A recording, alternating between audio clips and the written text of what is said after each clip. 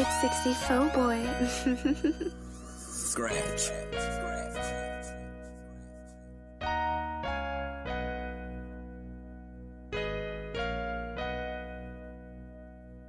Dressing the culture, I'm adjusting the culture, huh? Adjusting the culture, I'm adjusting the culture, huh? Dressing the culture, I'm adjusting the culture, huh? Dressing the culture, I'm adjusting the culture. We gon' talk about it. Come adjust the culture, we gon' talk about it. Come adjust the culture, we gon' talk about it. Come adjust the culture, we gon' talk about it. Come and adjust the culture, huh?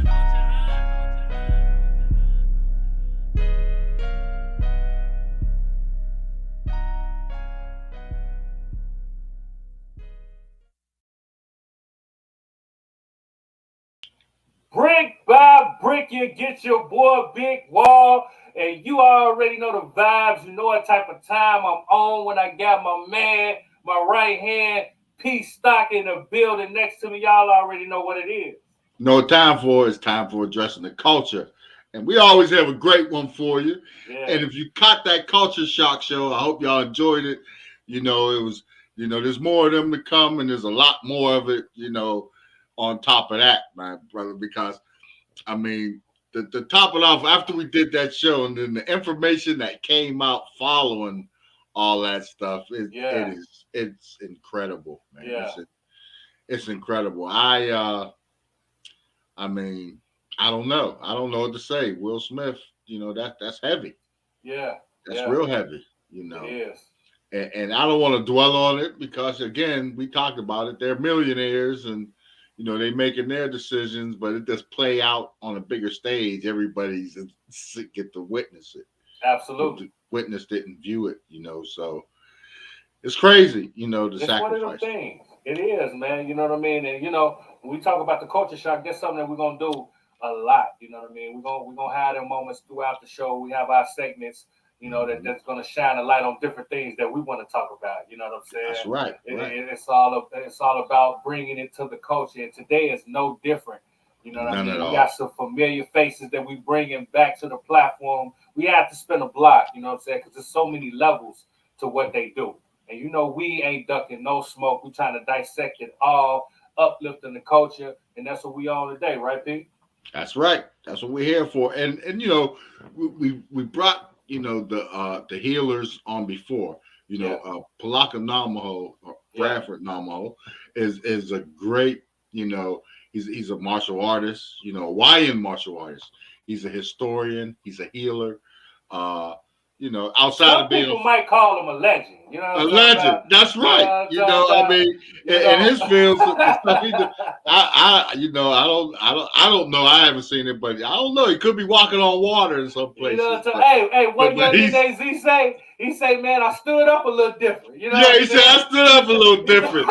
He says, man, I'm here, but it's great, and we love these guys, and we love the information. Yeah.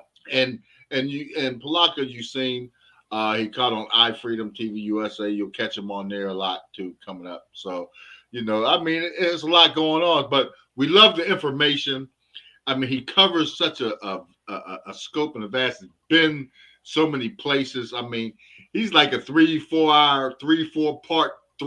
hour shows. Yeah. By himself. Yeah. But we got him for this amount of time, and we have him. We got him to come in and spin the block and let us know what's going on and keep us up to date with, the healing and the Hawaiian martial arts. Let us know what's happening. And we got Mateo spinning the block too. You know what I'm saying? Yeah. And Mateo, he's a ball of fire. You know what I'm talking about? Yeah, Mateo. He all over the place. You know what I'm saying? But it's super dope what they do and how they do it. You know what I mean? Yeah. No joke. And catch the shows. You get a lot of background and history. Especially on Mateo, Mastellones, and Bradford NAMAHOE or PALAKA. And go check it out. All that information is there. And we're gonna keep building. Like you said, like we got so many shows that's coming out that's going to give you so much information. We got a lot of clips in the chamber, man. You know what I'm saying? So we working and we're going to give you so much valuable information. And like I said, man, if it's anything that y'all want to talk about and let us know how y'all feel about our guests, what y'all want to see, questions when they come back, or we'll bring you on and you can talk to them directly. You know what I'm saying? That's right. That's right. I'm here for you, and we're trying to address the culture. You already know the vibe. That's what we're doing. We're addressing it, and we're trying to, bring wellness and everything else, to bring a wholeness to your life, Yeah. So these times is crazy, man. So anything that we can do to kind of give the coaches some energy and and a different type of vibe, because there's so much going on, man. There's so many people out here dealing with anxiety, dealing with back issues, foot issues, arm issues. Like, it's so many different things. And if it's anything that you could take from our show that could give you some information to help you be better, feel better mentally, physically, and spiritually, that's what we on. You already know. Yep. And we're all for some free medical. Yeah. we're all for some free medical. Yeah. So that's where we are with it too. So yeah. Look, what we gonna do, y'all already know, we're gonna take a quick pause for the calls, pay a few bills, you know what I'm saying, and we be back right here on Address the Culture. We're gonna talk to the healers, man. You know what I'm saying? See if we can heal the culture a little bit. You know what I'm saying? We're gonna be back with Bradford, you know what I'm saying? And we're gonna do what we do. We'll be right back. We're gonna Address the Culture.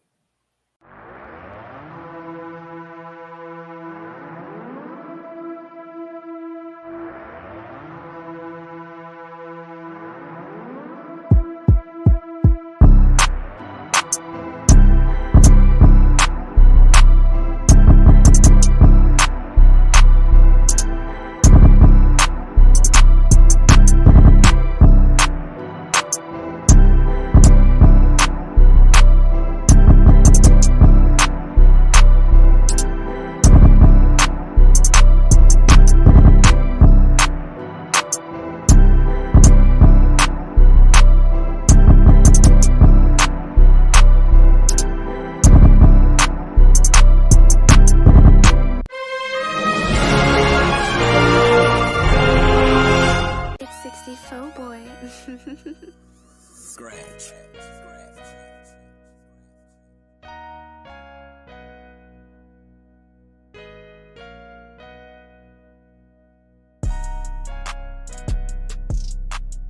So talking about really what's gone on with Lua, the Hawaiian, we call it a martial art, but it's a cultural practice really of warriorism. If I was a multi-billionaire and I had 4 Michelles as my bodyguard, they would never suspect in a moment that these 4 ladies could take them out. To take them up. Mm-hmm. Yeah, exactly. People think that they can take advantage of you, but boy, I bet you they'd be a well-whipped ass. That's a lot of fun. I like that. A girl needs to have some fun once in a while. Yeah.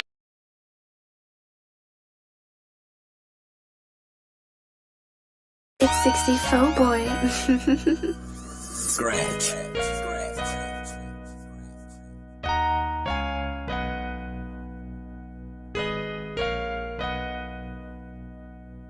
Addressing the culture, I'm addressing the culture, huh? Addressing the culture, I'm addressing the culture, huh? Addressing the culture, I'm addressing the culture, huh? Addressing the culture, I'm addressing the culture. We gon' talk about it. Come address the culture, we gon' talk about it. Come address the culture, we gon' talk about it. Come address the culture, we gon' talk about it. Come and address the culture, huh?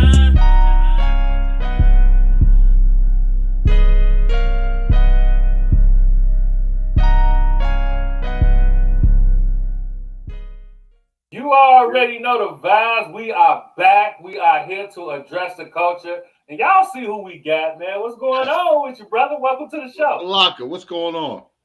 Thank you. I appreciate it. I appreciate both of you for giving me this time to talk about the healing and other stuff about Hawaii and the Hawaiian martial art. Thank you. No problem, brother. Yeah, no man. problem. We love it, man, because, and our viewership too, we try to bring things to a vast group and variety, addressing the culture, and people like to go to Hawaii, for example, for vacation and hang out and visit and everything.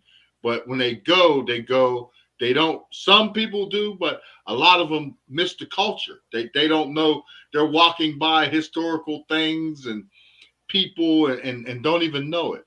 So to bring that all forward and bring it and everything. So we hope our viewers, the next time they go to a visit Hawaii, that they'll take in something and see, like, hey, let's go check out. Remember we saw Palaka, let's go, and they go jump, so and that's a beautiful thing. Yeah, absolutely. And speaking about beautiful things, man, we just want to get right into it, man. We talk about healing and everything you do. Can we kind of like dig into it? And first of all, like, what made you want to dedicate your life to this aspect of the culture? Because there's so many elements of it, you know what I mean? But you kind of took this and ran with it. Why is that? Well, like most of us that grew up in Hawaii, sometimes you do things that are no good, and you're in mischief, and you're walking like a double line. And if it wasn't for the martial art and my teachers and stuff like this, I think I would have been one of those troublemakers that would have ended up on the other side of the law, and would have done a lot of things that that I don't know if I'd be proud of, or my parents would be proud of. But martial art and the healing actually saved my life, because I was a punk kid. If it I grew up, like I said, I grew up in areas in Hawaii that it wasn't, it was like places like in California, Stockton, Chicago, in those rough. It was rough areas, yeah. And it was rough, and so you didn't have too much to do. You just befriend of different people and different cultures, and then you find out these guys are really not your friends. But like I was telling my daughters, where I grew up at, in this area called Kalihi, and it's at this place called Merite Housing and KPT. It wasn't a good place, and so it was the hood. And the only difference between the states up here and in Hawaii, you're in the middle of the Pacific Ocean. Your enemy is right next to you. You have no choice but to look at that person and you step out and see what's going to happen. Yeah. But we're on an island. Where are you going to go? How you going to leave? Only way you going to go is if you get on a boat or get on a plane or canoe your way out of Hawaii. But that's a long way of paddling. Get to the next lane. So you had to fight, huh? It was you either had to fight or you get bullied. Yeah, exactly. You had to do what you got to do. So most of the kids over there, kind of like today, they still you're on an island, man. What can you do? That was the only difference. It's rough, but it's the same thing that we go through, and anywhere in the United States. So if it wasn't for my teachers or for my ancestors that showed me this way and how to do it, then I would have been not so in a good place. I mean, my teachers taught me the discipline, and even though I had that at home, but they just did it more in the field of the martial art. You need to be like this. This is how you got to do it. Everything is with respect, and everything is with confidence, and to make sure that when you do something that you do it out of respect for not only your parents, but for your other teachers and teachers. Even though that guy or that person or these groups of people were your enemy, you still gotta show them the respect, because that's what it is. It's no matter where you move to, where you go, you just gotta have respect for the land and for the people. You didn't grow up there. That's their place. So, if you have that respect, I'm pretty much sure you'll get the same respect back. Yeah. That's dope. You spoke about respect, and I want to kind of tap into this, Pete, because he said it so many times, and I can tell that means something to you. When we Yes. talk about respect and just the culture, do you feel like the culture in which you take a part of, when we talk about the healing, the martial art, do you feel like you guys get the respect that you deserve just across the board when we talk about the culture? In the martial art world, there's people that want to prove themselves, and I have been to many type of tournaments, and you got, for example, I was at this tournament, and I was like the center judge, and I would tell, okay, all the black belts, this is where you need to be at this time when we start our division. This is what I'm looking for. I don't know what their style is. I know of their style, but they could tell me, whatever discipline they are, or whatever the form that they're going to do. I really don't know it, but I tell them, this is what I'm going to judge you on. You're balanced because you're a black belt, your focus, and your power. And those are the three things I look for. If there's any way of that you're wavering it or you're trying to do it. And so I had one of the guys, he was seated number 1, and he came 5 minutes late to compete. And he was supposed to be there on time like everybody else.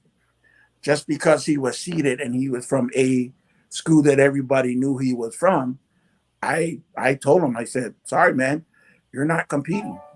And so the trader, they got the guy that put on the tournament, and I went like this. I'm going, dude, if you can't respect what I'm asking to do, and you're seated in this one slot because you're the number 1 person, I'm not going to take that in. You're late. So I'm sorry, man. You got to give up your seat.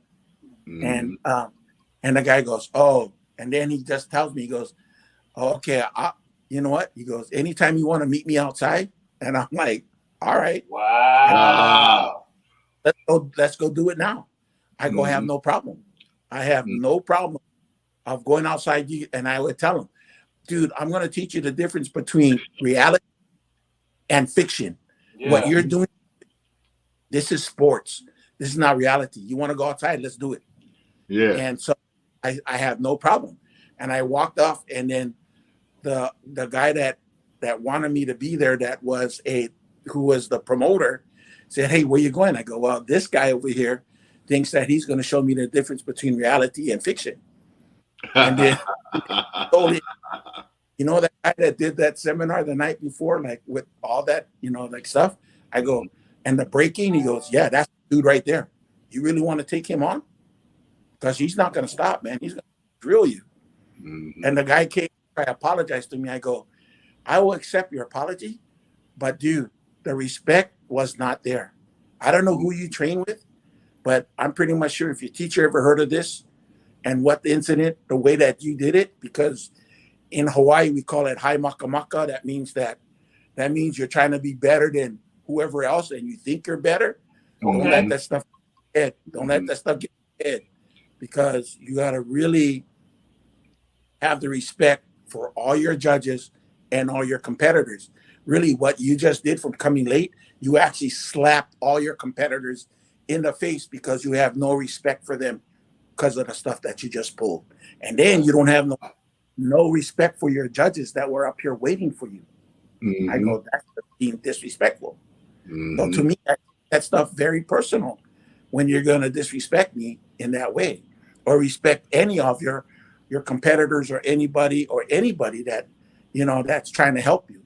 If you can't do it, then I don't know what to tell you. I mean, we'll tell you in the nicest way, but your whole thing is you got to change your demeanor. You're coming up here, you're a black belt. You need to show the example to other competitors, even the people who are in color belt. You got to show that you got to show your control and and this and that. Come talk to me after, and this and that.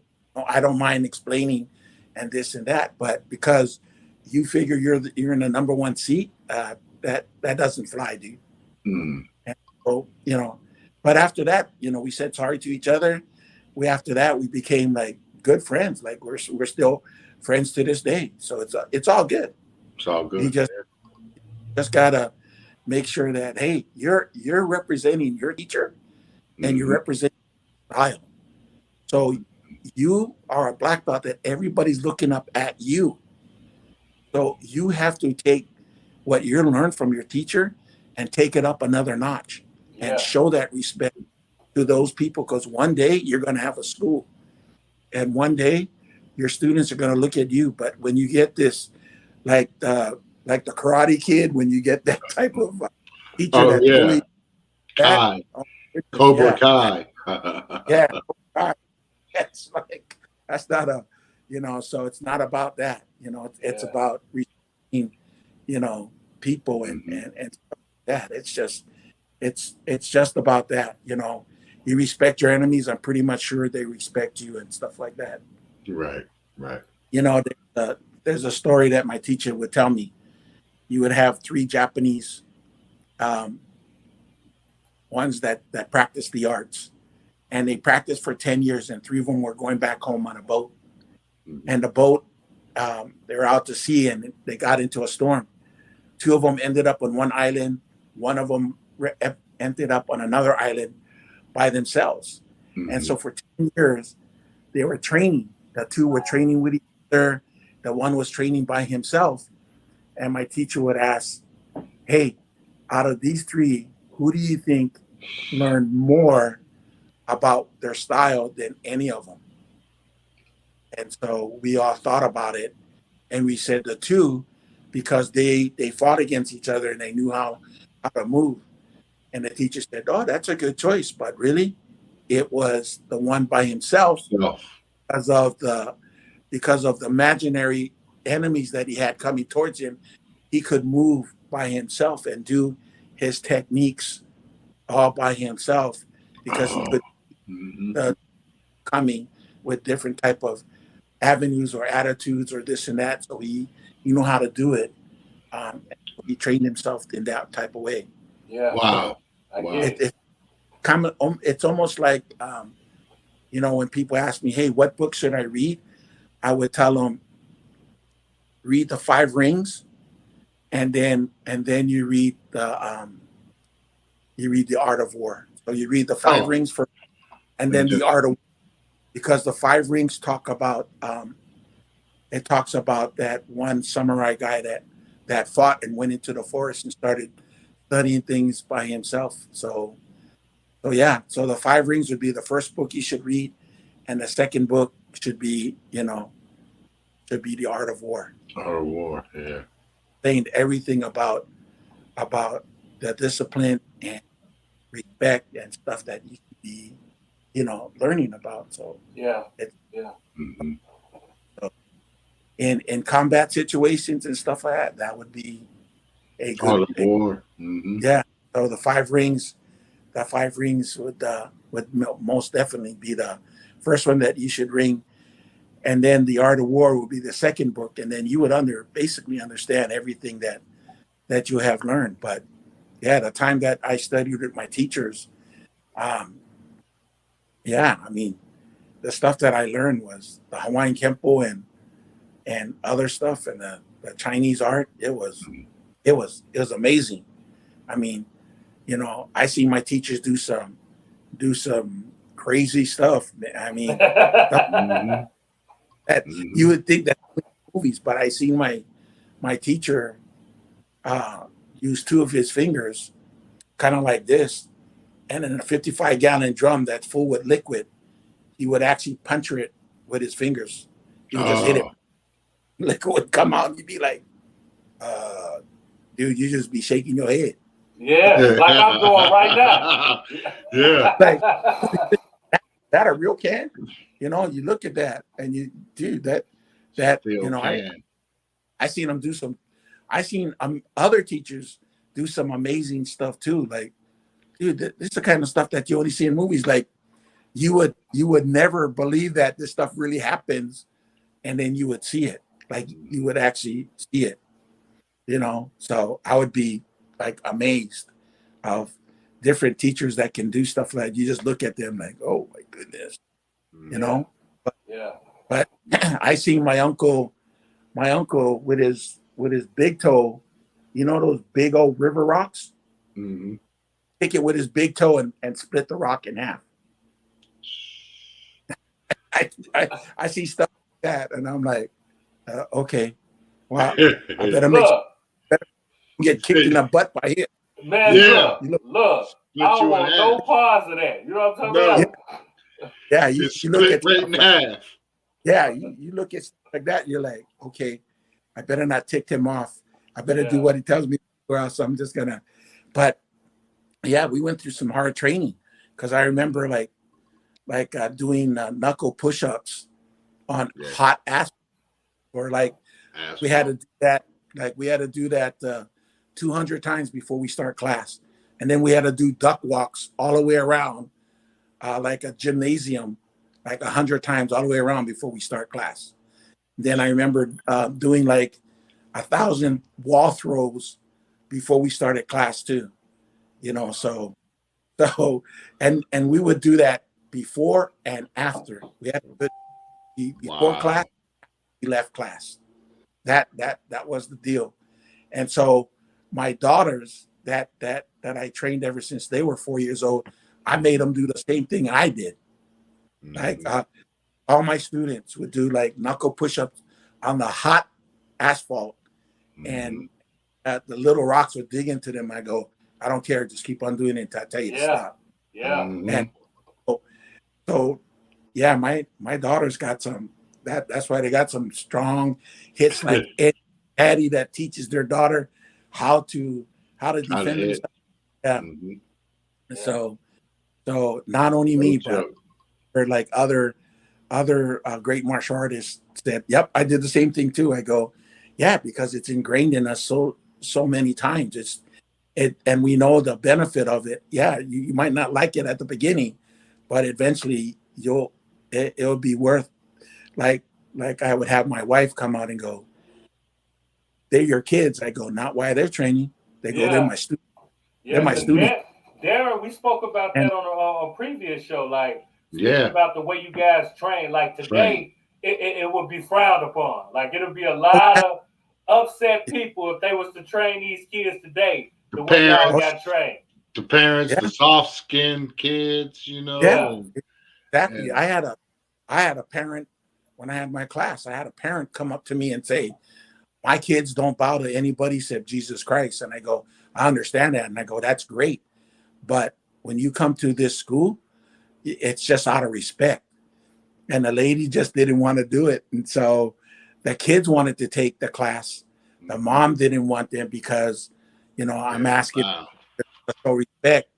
And I told the lady, I go, well, take your kids, make sure it doesn't hit you in the back of the butt before you leave. But yeah, I go, I don't need anybody to tell me how to run my class. If you come inside here and telling me, I go, then won't you take your kids and teach them how to, because the only reason you're bringing them in here is because you can't teach them the discipline, and I can't. So, not being disrespectful to you, I'm just saying. And I banned her from coming in. Her husband because the kids begged their daddy to come inside and ask Master Brad if I can come in and we want to take the class. And so I told him the only way that you can do that is your wife has to stay away from in, because I'm not going to have this type of negative towards the kids. I go, I know she's not going to like what I do, but this is how we train. And I go, if she doesn't like it, I have many other friends that I can give the school, their names, and you can go see them. It's really up to you. Yeah. And they tell them, no, we want to stay with Master Brad. I go, okay. I go, but this is just how it is. Yeah. I go, I'm just kids how to be strong, how to make strong, and to make sure that they can protect themselves, not being bullies, but they how to protect themselves. How to protect themselves, yeah. And I would never have any kid throw or punch. All they would do is a lot of jujitsu and judo moves just to get out of the way. And so So a lot of jiu-jitsu is pretty much like floor, like when you're on the floor and learning how to get out of different. No. That's Brazilian jiu-jitsu. Yeah, Okay. yeah. Okay. Between Japanese jiu-jitsu and then Brazilian jiu-jitsu. So it's a combination of what the Gracies did a long time ago. They kind of added in their style with jiu-jitsu. The traditional jiu-jitsu, and they just combinated in certain. It's a thing that they'd be like a python. They would slowly choke you and to get to the move that they need to choke you out on. So they would stay on the ground and try to like wrap you up, lock you up. Yeah, weave and lock you up.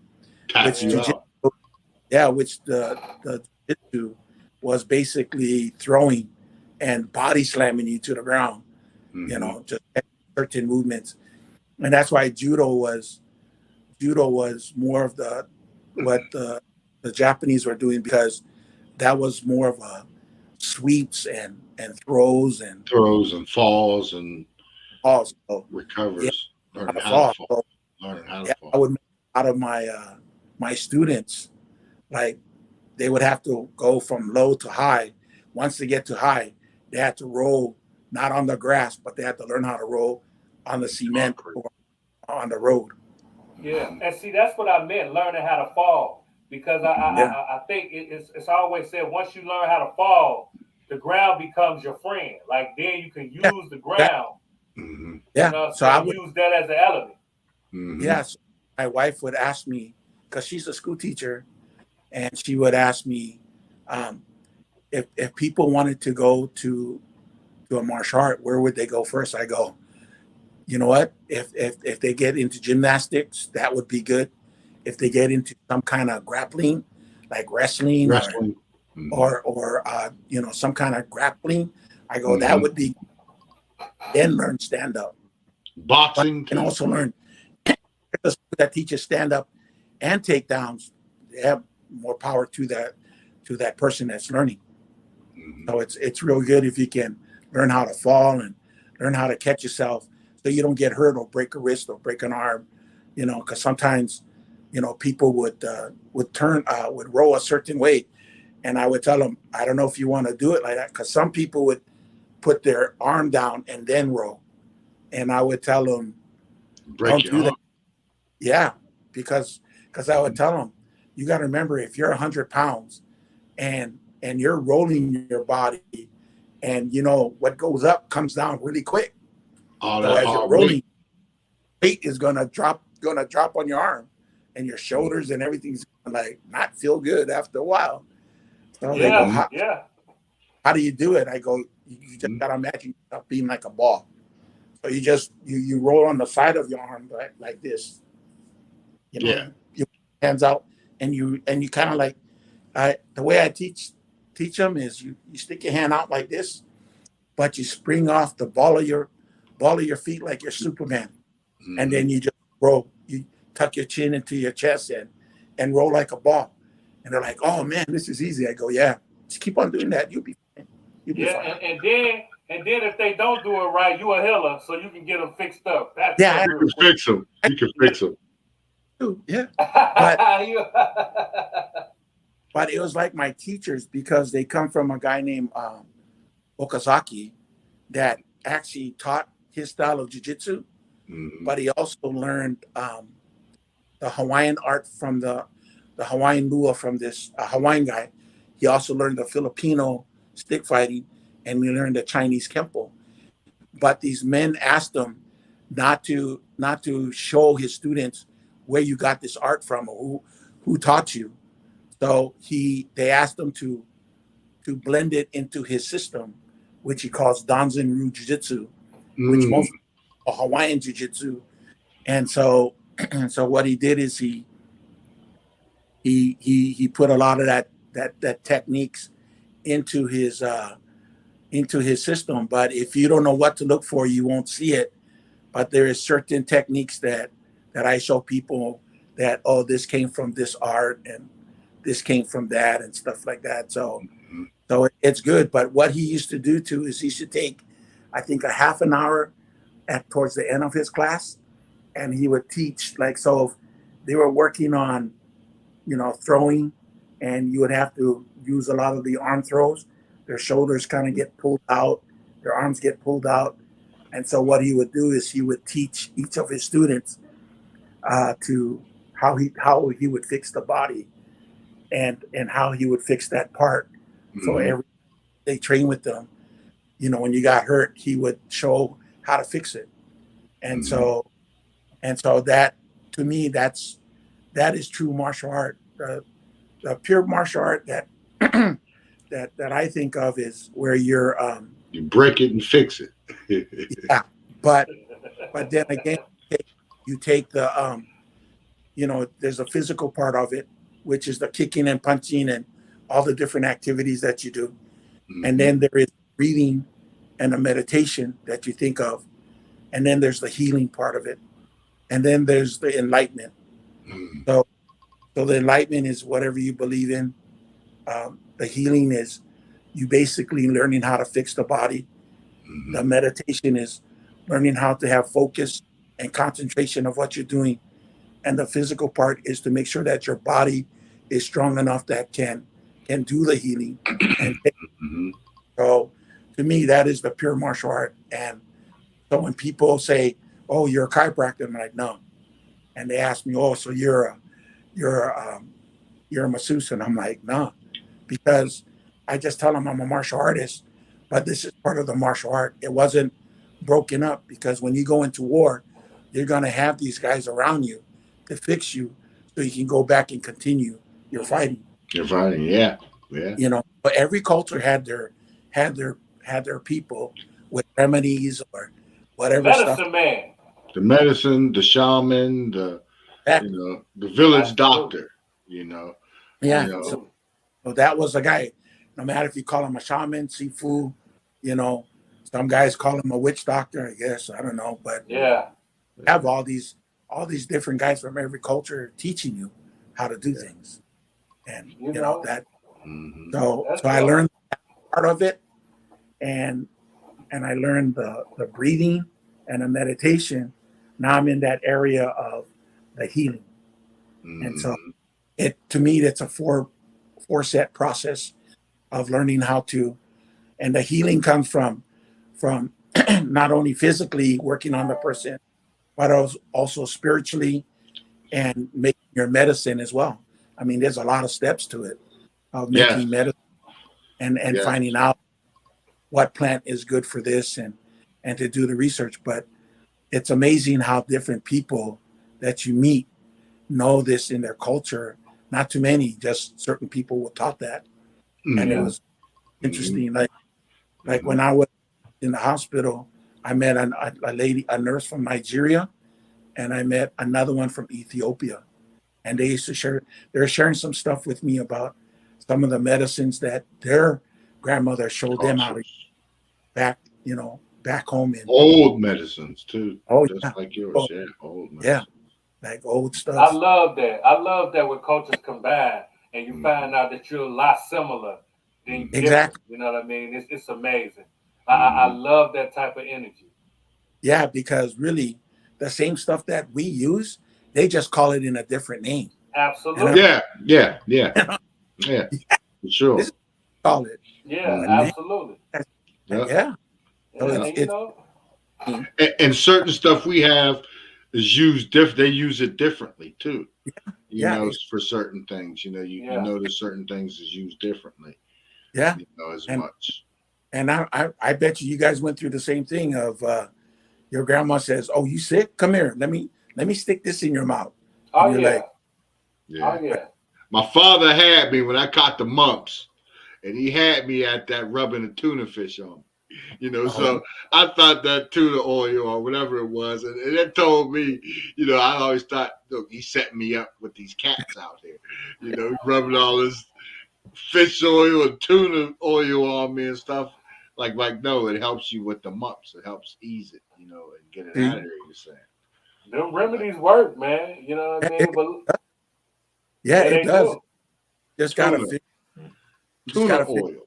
Yeah. Well, you know, we here, man. That's why I love when the culture come together to give this type of energy. You know what I mean? Yes. And we're going to sure. keep the energy going. We're going to take us a small break. Yeah. And we're going to be back with Mateo so he can come in, Yes. add to the culture, and address it. You already know the vibes. We're going to be right Yeah. back after these breaks. I am a music artist under Huddy the Music Group. I also a plus size model and an influencer. It was a live way, the way the fans reacted to my music, you know, singing it word for word. We got that documented on YouTube, you know, you can go back and watch that. They were singing my music back to me word for word. It was a surreal moment, you know. It gave me goosebumps. It was like one of the moments, like, they confirmed, like, all right, you're on the right path. You connect. Yeah, you connect. Hey, what it is, world, man. It's your boy, Lil D, man. Southside Lil D, man. And I just tapped in with London Paris on Address the Culture. Get your interview, man. It's going to be the hottest show that you ever been a part of. Southside Lil D, man. Family for life, FOL. We are here.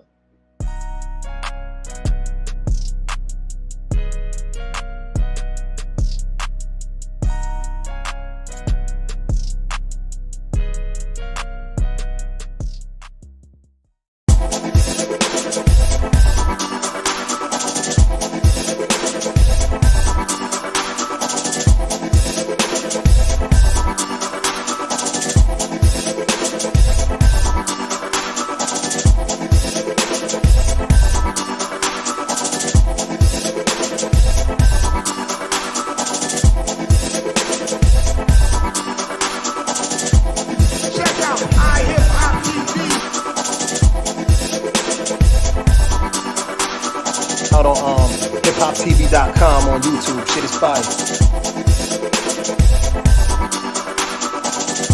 Check out iHipHopTV.com on YouTube. December of 2016, that's the last time we saw. We did an intervention tape.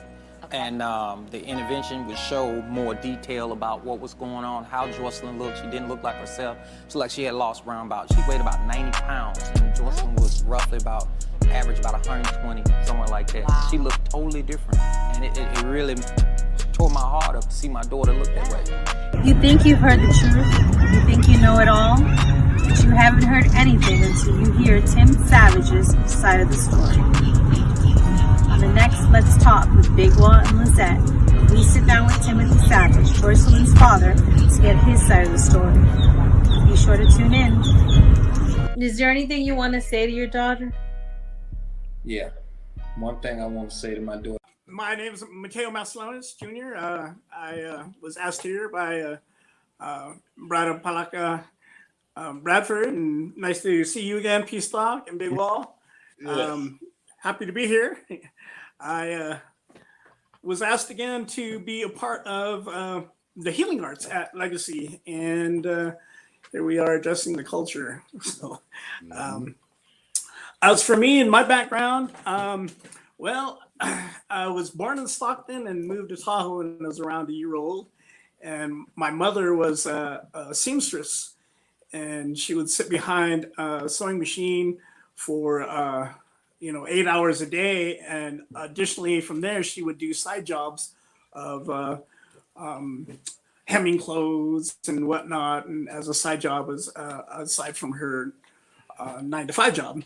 And through those times, she would actually have me walk on her back when I was a small young boy.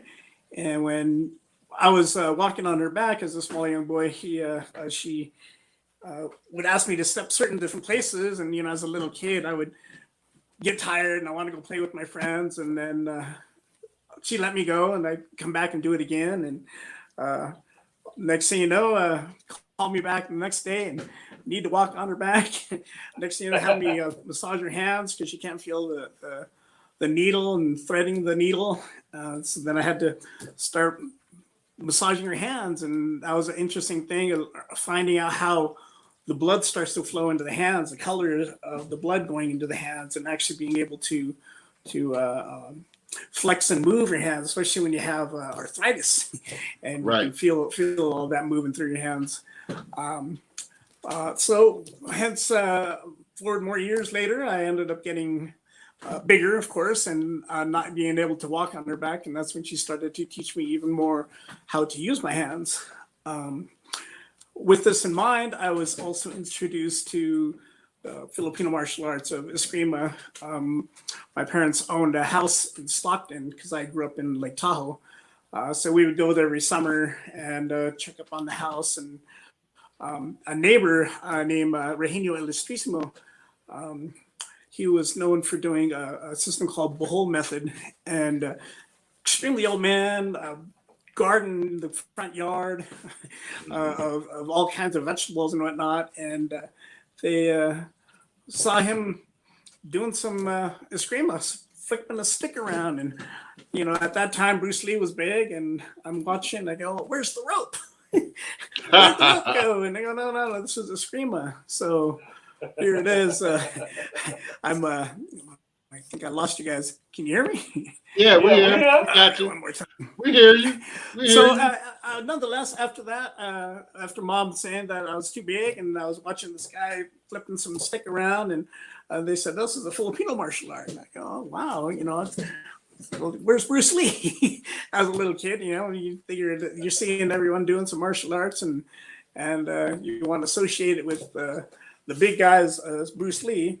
And here you go, living in Lake Tahoe. There was hardly any other martial arts that I knew of except for your Taekwondo and whatnot. But I was such a what do you call that? A kid who wasn't very focused. I was very ADD and was constantly disrupting class in grade school. So the interesting thing that I found out later when I was taking my Lomi Lomi classes, that they would find kids at that age who had hot hands, and those are the ones who they knew that would do. You know, a kid that mom had to discipline, so she had to pull me aside and keep me from going out and doing whatever. So long of the short is, with that, I started learning to do that martial arts with learning to do the massage end of that. And I never thought of it as a career. I thought, oh, mom needs a massage, I'll go and work on her. And then I got introduced to doing Eskrima as well, and started doing that with my cousin, Roy Tai Jr., and he was my instructor for a few summers. He would come up to Tahoe and he'd work in the casinos. And he would say, hey, you want to practice some Eskrima? I go, yeah, sure, I'd love to learn it. You know, there was no one up here that I knew that taught, because all I heard was a Taekwondo school or a Kempo karate school, and no one ever I knew did a Filipino martial arts, let alone that the massage, it was just for my family. I never even thought of it as a career.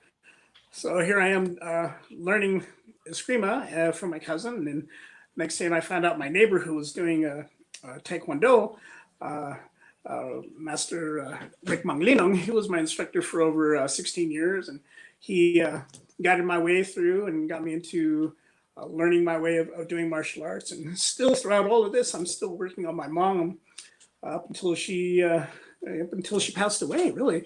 I'd always continually work on her, and her hands would constantly go numb, and I never really thought of it as a career. I moved away to Sacramento in 2005, and after moving away there, I was working in the construction industry, and I got laid off. And once I got laid off from there, I used my unemployment checks and went back to school. And since it was close to my home, I went to the Fair Oaks Massage Institute and learned my basics of Swedish. And for Swedish, one of the instructors, she was a hula dancer and hula instructor, and she also was the one that was instructing Lomi Lomi. And I've heard of Lomi Lomi, but I thought it was the Lomi Lomi cooking within fish and whatnot, and realizing that there's also Lomi Lomi with massage. I'm like, oh, well, here we go. Okay, fine. I want to learn that. And this, I'm only 5'2". I'm one of the smaller guys with the martial arts and whatnot, and she was just as short as me. And boy, she could pack a punch. When she started teaching me how to do her massage, boy, she had me in tears. I was about to I was about to cry a lot of times. Like, oh my gosh, I don't know if I can get up and walk. But after that, she's able to. I'm able to walk away. So, oh my God, I can't hear you guys, but I can see you. But nonetheless, through that, I got into doing more of my Lomi Lomi and got certified through that as a what do you call that? Through my healing arts, the background of Swedish as your basics, and then for deep tissue and sports medicine was through the Lomi Lomi, and that was through what her name was. My gosh, I forgot her name. Susie was her name. Susie Coe, and so was an instructor there out of Fair Oaks. She really set me straight and led me on my way to using also Lomi as well as my Filipino hilot that my mom and family had passed down. And the interesting thing is, as I was doing this, I would do the soft and manipulating ways and finding all the little knots in my mom's back and in her hands and her shoulders. And when friends of the family would come by, and my mom would say, "Oh yeah, have Mateo walk on your back," or "Have Mateo work on you." And next thing you know, here I am working on family and friends, and I started learning to actually go even deeper as a young kid and finding the knots. And then next thing you know, I was told later on that I was doing hilot, which was basically almost like bone setting. I'd really start going in and massaging people, and to the point where all of a sudden the arm that's kind of out of its socket, and I'm popping that back in, and then they think, oh my gosh, the pain's all gone. So anyways, that's my little story of where I came along with my my healing arts. And Mateo, thank you for Grandmaster Graciela Casillas, former world champion. Thank you again for allowing me back. The best fighter of the tournament, the second world championship. A bad and there's a good. Nobody can tell how our age right now. On Mortal Kombat, that was a Deco Capoeira display of fight. Thank you, Big Wall, and thank you, Pstock. But anyone can challenge me. I'm ready.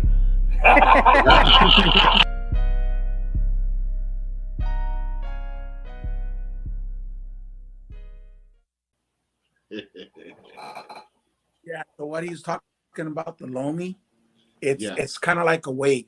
It's kind of the nalo. The nalo is the wave, and there's that curved part right here. So when the wave goes over, it kind of curls in, and then it comes back around. That's how you want to actually work on somebody. So you're actually pushing and pulling back into you. So you want to pull it up like this. So you're actually moving the muscle, and you're moving the bone, but you're actually just pulling it up and then pulling it back into you. So that's what it's kind of like a wave, kind of like the shape of the wave that's coming in, and then it goes right back out again. Right. It comes, crashes down, and then it pulls back out again. And that's what you start your Lomi by using the fingers and then the elbow. And everything else. Yeah, you can go. People think that the Lomi is what you see in the, like on the tourist thing, like it's all soft. You can do it like that because you do have the Swedish part of it. So what Mateo was talking about is the Lomi. There's the Lomi Lomi, which is like, it's almost like ceviche. So you have all these different tomatoes, green onions, right? And you put it in with salmon, right? A little salt, and you mix it. And all Lomi Lomi means is to massage, or to mix, or to mix, or to massage, whatever you're cooking. That's the part that he was talking about. But then there are other Lomi Lomi that there is a as a kahuna or as a person that does that, there is the massage part of it. There is the setting bones of it. There is the chanting of it, where you can chant. And so when you're chanting, it's almost like how people would be as they're working on you. You can hear the background of chants that are going on. They It's start kind to of like, channel.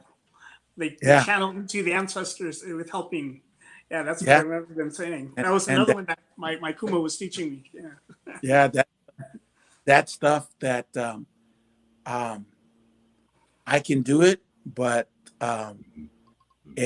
that's just reserved for a different type of lomi. So Oh man, I get it. It sounds like what you guys is like is very technical. We talking about moving bones and relieving pressure and helping people in a different type of way. Yeah. It's not something that anybody can do. And with that, I want to ask both of you guys, since we got you here, you guys are experts in your field.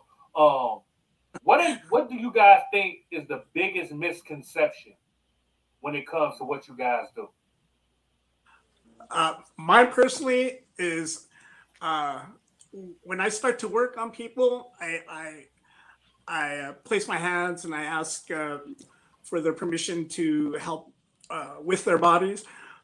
But the other thing, what people kind of expect is thinking it is like rubbing lotion on them or making them kind of just to feel good. When I'm there, I start to find out and let the body speak to me, and I start to zone in on whatever is the body speaking to me, and all of a sudden I'm concentrating on certain areas, and I spend more time on that until I can feel that it's no longer fighting me or no longer stressful, no more what do you call that? It's not stressed out and strong to where people are like, wow, you're spending a lot of time on this spot. And I go, well, that's what your body is telling me. And that's what I myself has channeled into, to where now I'm going to work on your neck. I'm going to work on your shoulder. You're telling me your head is hurting, and yet here I'm working on your shoulder because something's pinched along here. That's communicating that's hurting over here. Absolutely. And the body works balance. So it's just weird how it was handed down to me through family that I never had was given any textbook on what to learn. It was just on through feel and what your body is telling me. But these people are thinking that it's just okay, a whole hour of just make me feel good. Well, and what I've learned through myself is I do a 3 session basically with you. I'll spend maybe half hour, maybe even 2 hours working on certain spots. But you need to come back to me at least 2 times, because the first time is addressing it. Second time is working on it again. Third time is actually setting it and healing it. And then if you need to come back, then it's good. But it's not a whole one thing, fix it in one shot deal. Right. Yeah, I mean, go ahead, Pstock. I have a question regarding a little bit of the history. A few weeks ago, me and Big Wall, we spoke with Michelle Mana. She came through, and she was talking about some of the Hawaiian traditions, and she was talking about the luau, the dance and the art. Could you get into a little background on that for us? Yeah, the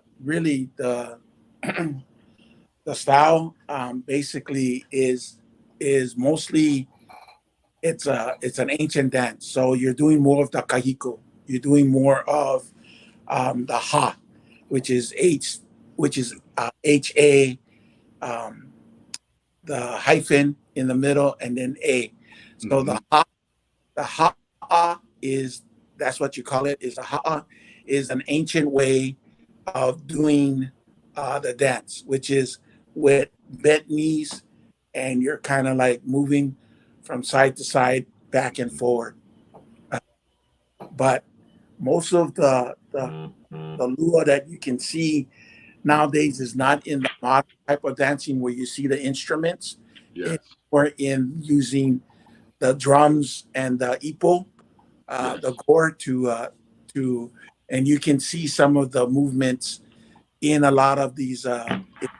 And so if you take the awehe, which is like you're popping your knees up and down, basically when you're doing hand-to-hand combat, you're actually popping the legs out.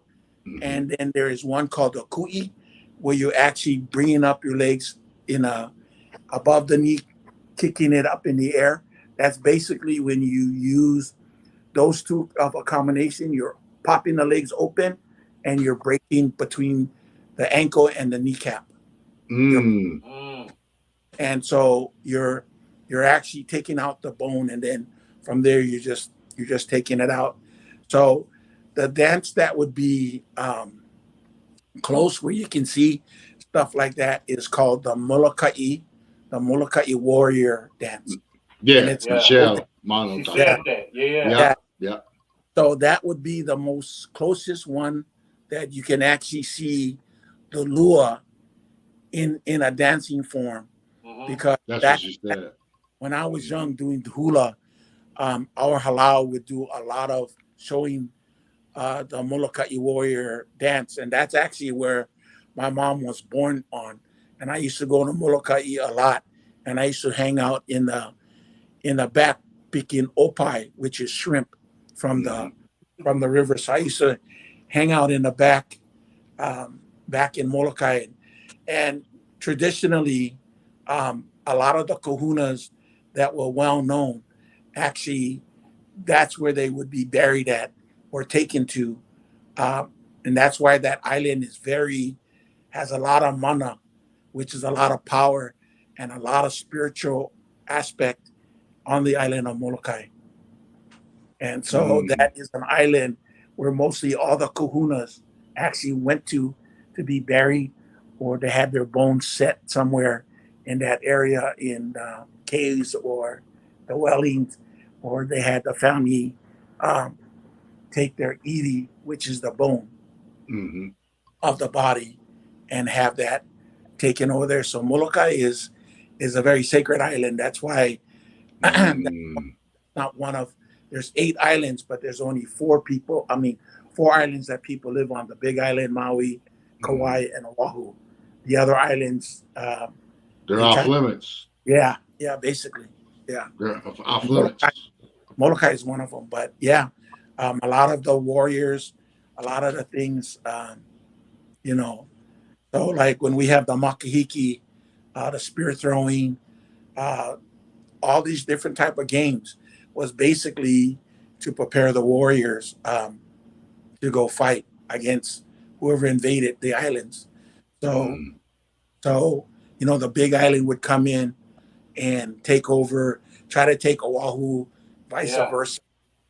Just things like that. So war games, yeah. They have Olympic war games back in the day against each culture. So each Polynesian island would actually combat against each other during a time of makahiki, and actually go there and compete against each other doing the different type of tasks that they had to do, whatever the games required of. Yeah. So I believe each culture had their way of doing it back in their day. We ought to have, that sounds like another show, for that part. You need to come spin the block and come back and do another show on that. The healing would be, there's so many too, and to get in a little more in depth, we're going to get together and do the Hawaiian history show. Oh yeah, that's cool. And break that out, and then we'll let you bring the A game and run the show, and go for it. Yeah, I like to call if I can get him, Aloha Jerry Walker. He also studied with one of the last guys that actually trained in the Lua, and he is an authentic guy that would ask a lot about about the Lua and stuff like this. He's a great man. I had the pleasure to listen to his stories and tell about all the experience that he had and stuff, But yeah, it is great, So I'd like to see if I can reach out and have him on the show with Michelle and That's what I was thinking. Spin the block, bring Michelle back on. She's a ball of energy, and Jerry and you, and we'll do the show the way it was supposed to be. Where we're supposed to have it filled out that day. Yeah, absolutely. Yeah. Man, And also, Mateo, I believe we'll see you again as we get closer to the Legacy 9. You know, you'll be back more. It's an honor. It's always an honor to even listen among you all and then to be a part of it. And thank you, Pstock. Thank you, Big Wall, and you, brother, to bring me along and to share my experiences and where I come from and what I do. It's important to healing, you know, and we got to get it out there. And you do it professionally and whatever. Let people know where they can get in touch with you. You got any social media? Let the viewers know so they can tap in and reach out to you as well. Yeah. Oh, certainly. Well, I also do a CBD, and one of the things you can actually contact me through is hempworks.com/Mateo M. And you can see the type of CBD products that I do through there. And you can also contact me through that as well. And I like to just keep it simple as that. And also with the Legacy in Las Vegas coming in September, you can actually contact me through there as well. But thanks again. Thank you. Thank you. All right. Yeah. Sure. Hey, we're going to hit you up, Mateo, after this. Okay. Okay. Yeah. Thanks. Thanks again, Pete. Hey, Palaka, it's always a pleasure. And we definitely going to spin the block on the Hawaiian. And you set it up. Let us know when you got Michelle and Terry on deck. Okay. And we'll make that one happen. That'll be a great show there, too. Yeah. And before you get out of here, Palaka, let everybody know where they can find you at, all your social media, because they might want to find out how you can. Yeah, I mean, they need that help, you know. Yeah, well, you can reach me at IKEA Wellness. It would be my daughter through her website, which would be Keilani IKEA Wellness. That's right. And at Instagram, and I think that would be a good place to start. Or you can get me on my Instagram, which is M68 Hawaiian Martial Art. You can look that up and you can send me a message through there. Nice. We want to thank you guys for coming on to Address the Culture. We definitely Well, gonna have you. P.stock, thank you, Big Wall. Very much. No problem. Thank you.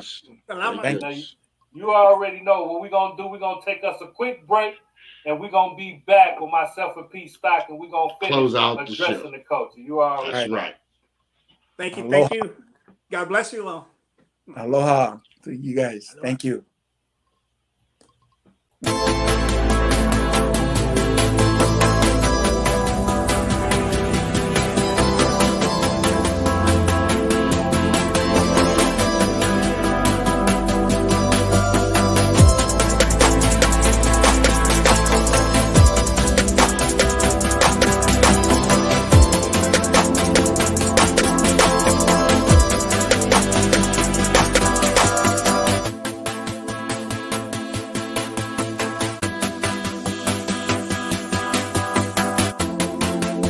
Powerful stuff. Powerful Come stuff. on, man. You know I love it, man. I love the aspect of giving people game to help them. You know what I'm saying? They dropped some nice jewels on how they started. And I really want to get into it. I want them to come back because I want to get into the techniques and different things that people can do at home to learn different things to help them get there. But we just wanted to tap in so you can get a feel of them and their stories, you know, and we're going to dig into it, man, because it's so many chapters so we talk about healing and just the culture across the board. So that's what we're here to do.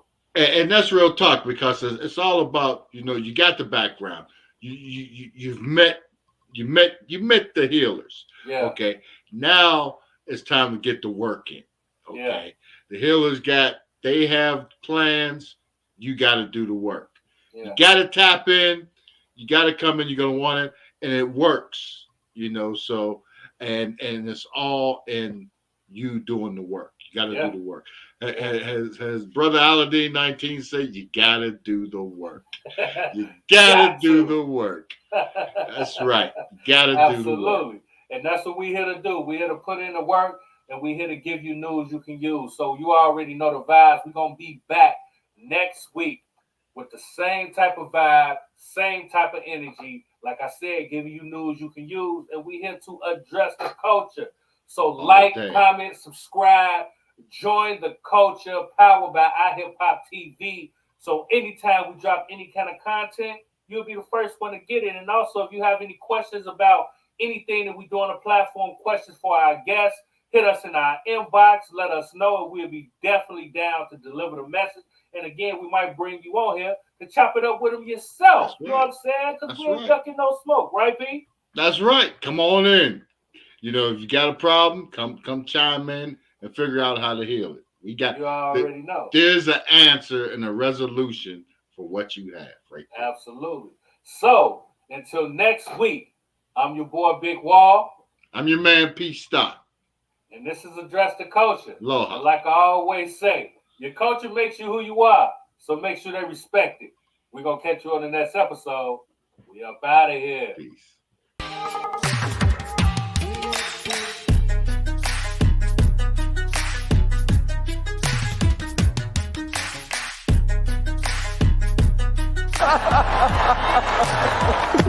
Oh, wow. Wow. Make it Oh, yeah. Everything for every Oscar from here on out. It's mind-boggling to me. You know what I mean? Because it's a story that came up. A student jailed. She got 5 years because the school put some money into her account. Now, what's her name? Somebody money. Somebody's money. Yeah. Somebody's money. Somebody's money. That's her name. Somebody's money. You know, it wasn't yours. And she went on a spree too. Boy, they gave her ass 5 years for that. Boy, she ain't even touch a gun. You got 5 years. There you in prison. You lucky you eat today. You know, 5 years, that could be a death sentence. You dirty beast.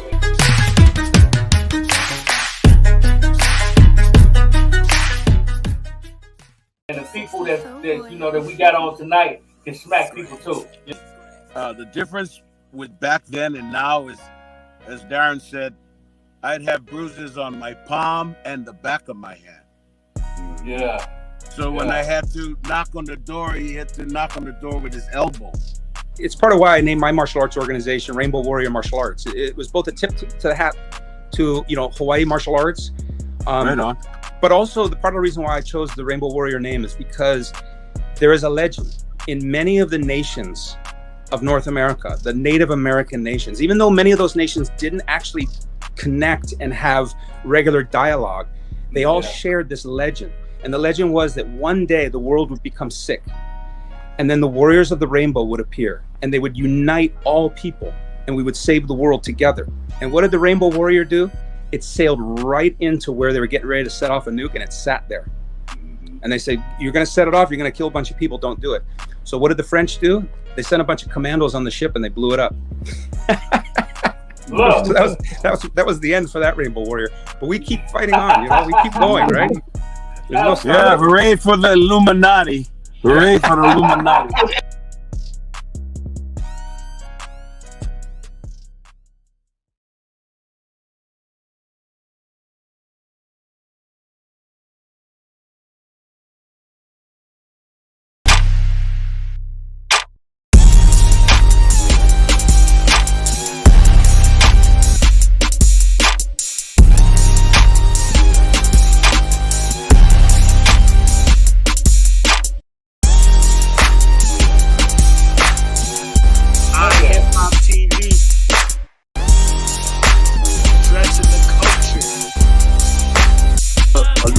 Team.